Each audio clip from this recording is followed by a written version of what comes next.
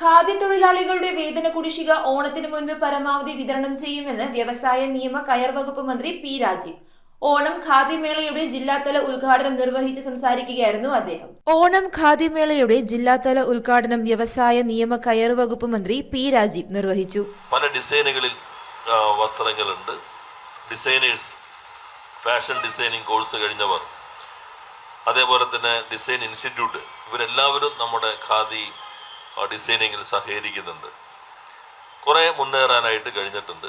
ഇവിടെ തന്നെ കരുമാലൂർ എൻ്റെ മണ്ഡലത്തിൽ നമ്മുടെ ആസ്തി ഫണ്ടിൽ നിന്ന് 1 കോടി രൂപ കരുമാലൂർ ഖാദിയുടെ വികസനത്തിന് വേണ്ടി നൽകി.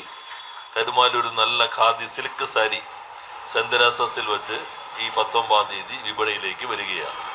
ഖാദി തൊഴിലാളികൾക്ക് കുടിശ്ശിക ഉള്ളത് ഓണത്തിന് മുമ്പ് പരമാവധി വിതരണം ചെയ്യും എന്നും ഈ ഘട്ടത്തിൽ സൂചിപ്പിക്കുകയാണ്. ഖാദി നമ്മുടെ സ്വാതന്ത്ര്യ സമര പോരാട്ടത്തിൻ്റെ ഒരു പ്രതീകമാണ്. അതിനെ ശക്തിപ്പെടുത്തി മുന്നോട്ട് കൊണ്ടുപോകാനാണ് സർക്കാർ ശ്രമിക്കുന്നത്.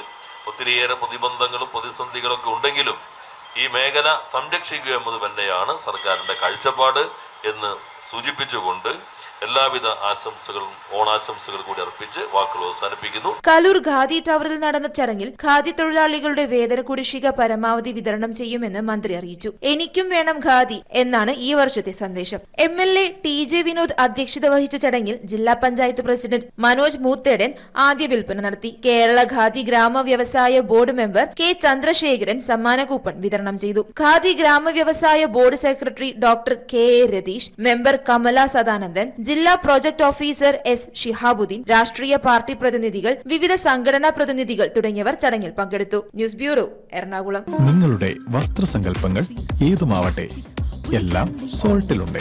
The salt fashion near Sree Narayana hall, Chullickal, Kochi.